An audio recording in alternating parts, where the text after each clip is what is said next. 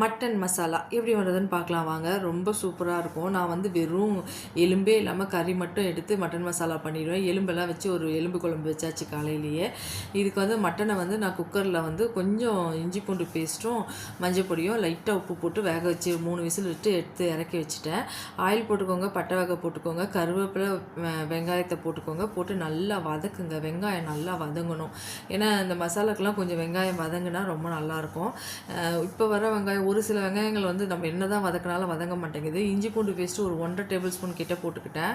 இது வந்து ஒரு 1/2 கிலோ மட்டன் இருக்குன்னு வச்சுக்கோங்களேன். இஞ்சி பூண்டு பேஸ்ட்டு போட்டுட்டு நல்லா வதக்குங்க. இஞ்சி பூண்டு பேஸ்ட்டு பச்சை வாசனை போக நல்லா வதங்கினதுக்கப்புறமா தக்காளி போட்டுக்கோங்க. உங்களுக்கு ரொம்ப பேஸ்ட்டாக வேணும்னா தக்காளி அரைச்சி கூட போட்டுக்கலாம், ஒன்றும் பிரச்சனை இல்லை.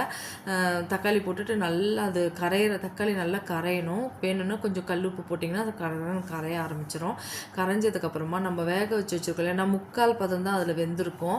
அந்த மாதிரி தான் 3 விசில் ஆஃப் பண்ணிவிடுவேன். 4 விசில் வச்சிங்கன்னா ஃபுல்லாகவே வெந்துடும். என் குக்கர் அப்படி தான், உங்கள் குக்கர் எப்படின்னு பார்த்து நீங்கள் முடிவு பண்ணிக்கோங்க. இந்த மாதிரி தக்காளி போட்டு நல்லா வதங்கினதுக்கப்புறமா நம்ம வந்து அதில் வந்து தக்காளி வதங்கட்டும். அந்த தொக்குலேயே வந்து நம்ம மஞ்சள் பொடி கொஞ்சம் போட்டுட்டு நம்ம வீட்டில் அரைக்கிற குழம்பு மிளகாய் பொடி இருக்கு இல்லையா, நான் வந்து ஒரு 2 டேபிள் ஸ்பூன் கிட்ட போட்டேன். உங்களுக்கு காரம் எப்படி இருக்குன்னு பார்த்துட்டு நீங்கள் போட்டுக்கோங்க.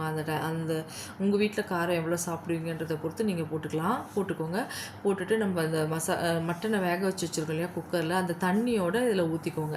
இதை கொஞ்சம் கலருங்க. இந்த மிளகா பொடியை வந்து கொஞ்சம் நல்லா இதில் கொஞ்சம் வதக்கி விட்டுட்டு மட்டனை வந்து அதில் ஊற்றிட்டு நல்லா மிக்ஸ் பண்ணி விடுங்க. நல்லா நல்லா கொதித்து அது சுண்டி வர டைமில் லைட்டாக மிளகுத்தூள் போட்டுட்டு கருவேப்பிலை போட்டுட்டு வீட்டில் மட்டன் மசாலா இருந்ததுன்னா சப்போஸ் நீங்கள் வாங்குவீங்கன்னா 1 ஸ்பூன் போட்டுக்கோங்க. அவ்வளோதான், சூப்பரான மட்டன் மசாலா ரெடிங்க. இது வந்து நம்ம சும்மா தோசையோட எதுவோட சாப்பிட்லாம். ரைஸில் பிரட்டி சாப்பிட்றதுக்கு ரொம்ப டேஸ்ட்டாக இருக்கும். ட்ரை பண்ணி பாருங்கள். உங்களுக்கு பிடிச்சிருந்தால் லைக் பண்ணுங்கள், ஷேர் பண்ணுங்கள், சப்ஸ்கிரைப் பண்ணுங்கள். தேங்க்யூ.